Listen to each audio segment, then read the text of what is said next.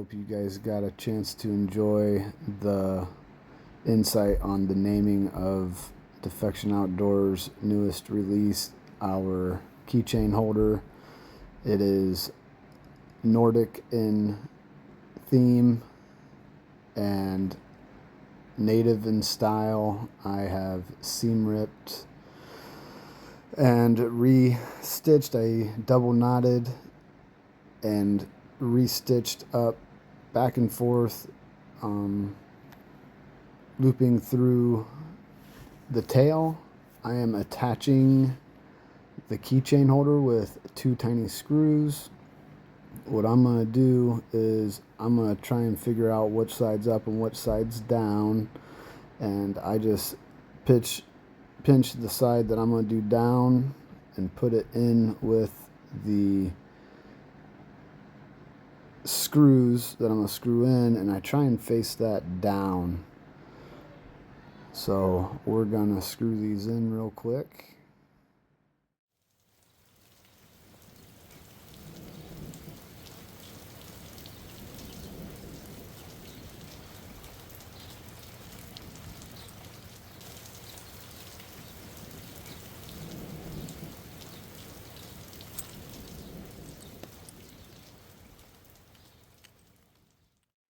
Just a small detail, but I do try and keep the screws on the what I would consider to be the bottom of the tail, and that is usually the side that I stitched together, and there is the key chain attachment.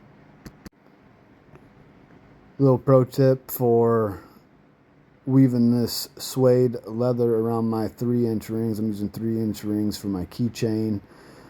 I use a bobbin from my sewing kit, and I just wrap that thread around there so I can ring this ring with the suede leather.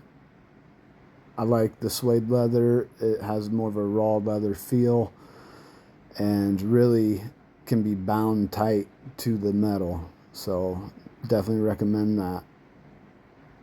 I'm using pins to establish my hold at first, and I attach them continuously around as I tighten the suede around the loop so I can start my dream catcher. Just give that a couple extra twists right there. That'll tighten everything up. Keep pushing it back, push it down. Oh no. Oh no. The Dino ate our hippo. I'm using a 6-pointed star here.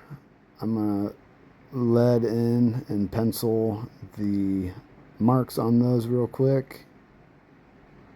I found out that that is not the best way. What the best way is actually just to loop, swoop, and pull those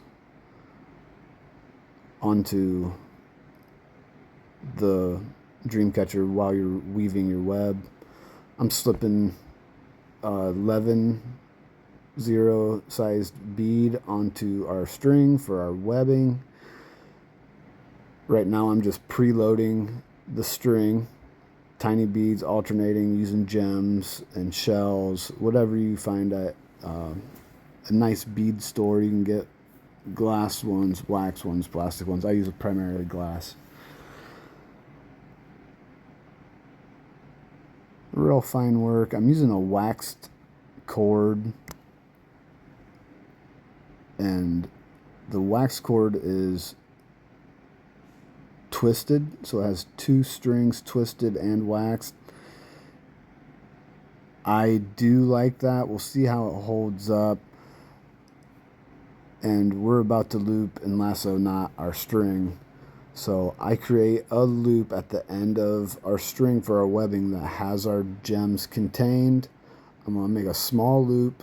I have the tail end and then the long end, which has all of the gems and stones on them.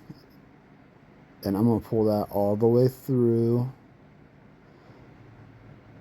And then I'm going to cinch it tight on that first pre-marked spot. And I pull that all the way through. just like that.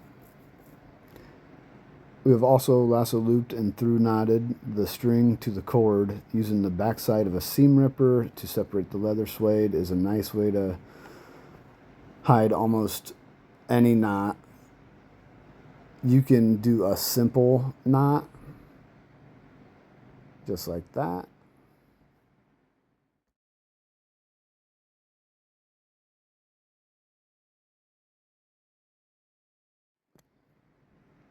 Just a quick pro tip on weaving. Take that seam ripper and just separate the suede with the back of the seam ripper or whatever piece of metal that's firm enough and you won't stab into your hand. Please try and avoid doing that. I do use a seam ripper. I try to be careful, but I don't want anyone to make any accidents.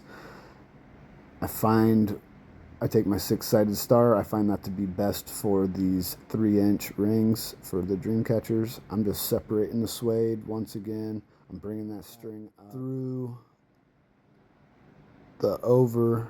I just stuck that in my seam ripper spacing and pull that string with the gems all the way through, and that's the first one. Just go ahead and cinch that down. I use the back end of my seam ripper. I am creating space on the loop. I am going up, over, and through and cinching down on an equidistance to create my 6 points on my star. You can use 7, you can use 5, you can use 3 for all I mind, whatever you find to be best. Just going to be cross, back, loop, and cinch. So let's see if I can do that one more time. I really like to slip to cinch, where I go 1 loop in between, I cross back, under, and through, and I slip to cinch it. So right here where I just came in on the first web, I'm going back, I'm crossing it back right through here,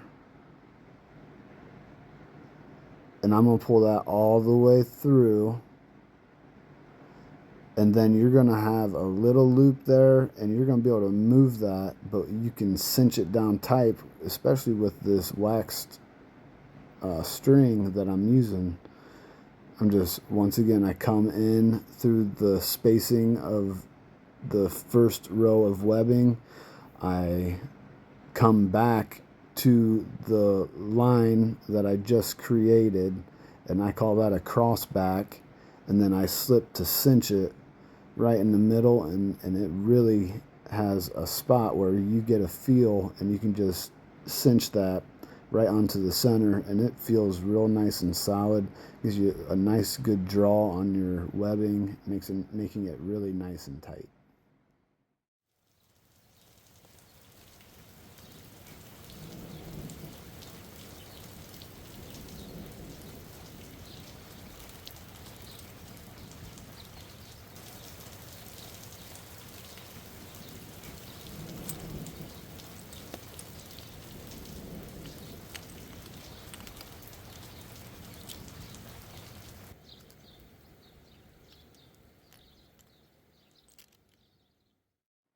Boys are a lot of fun to make. They just always inevitably turn out to be unique, and they're so relaxing and a joy to see when they finish turning out.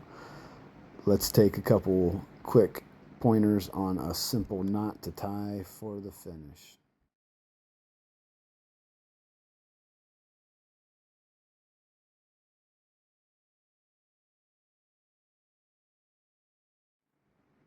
Gonna make some tassels real quick. Add some feathers, some stones, gems.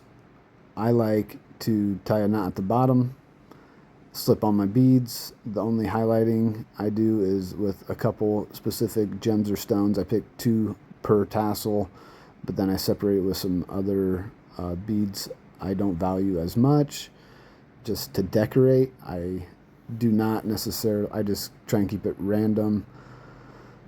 For attaching the feathers, I leave one of my tassels. I attach one feather to 3 tassels on one dream catcher. I leave the the string a little longer, and that's going to help us when we wrap our metal wire. I have a 24 gauge wire that I'm going to wrap and tamp and press and hold that feather into place. As you can see, I'm making multiple tassel and dream catchers. The longer strings at the end, I am using a 24 gauge wire. I'm wrapping it around a piece of metal that I find to be the proper diameter that'll create a diameter that I can slip my longer string of the end of my tassel and my metal wire.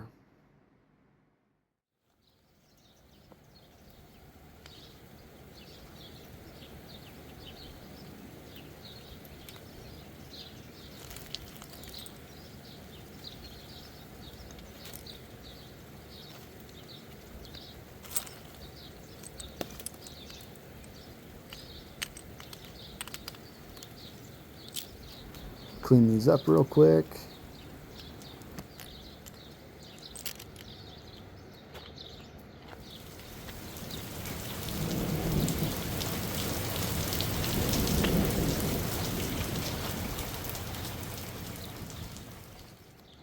Attaching the feathers has got to be one of my favorite parts of making the dream catchers, other than attaching it to the keychain holder.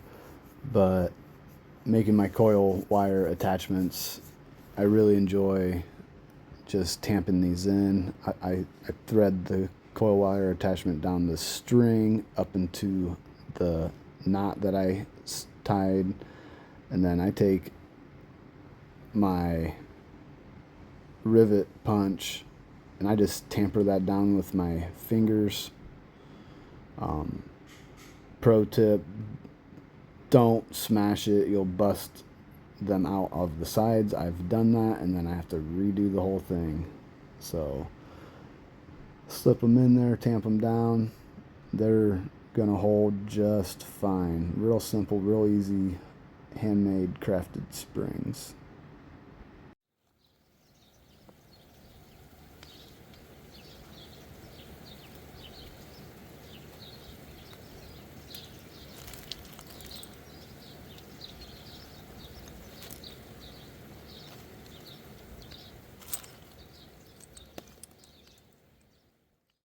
My workbench is comprised of foam poster board that is 1/8 of an inch thick, and I'm tamping these feathers down to hold on that. That's how much pressure they need to be tamped down and hold. As you can see, I was holding that up and they're not slipping off. I tied some rawhide to the outside of this one, just a different touch. I try and vary my dream catchers every time to make sure that they are unique. And we're gonna go back to basics, a loop, swoop, and pull through here. And I have my loop. I'm going to carefully slip my feather and gems through the loop. Go ahead and pull them all the way through.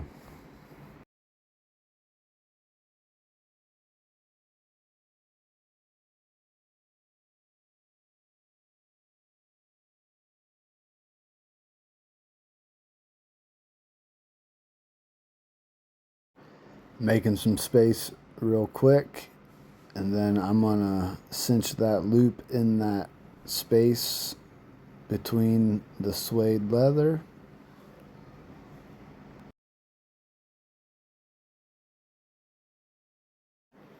Personal preference, I like to offset my tassels. I like to make one end higher than the other. I don't like my gems lining up with each other. evenly. I just try to make it as natural as possible and allowing it to balance it out like nature may do. Thank you for watching.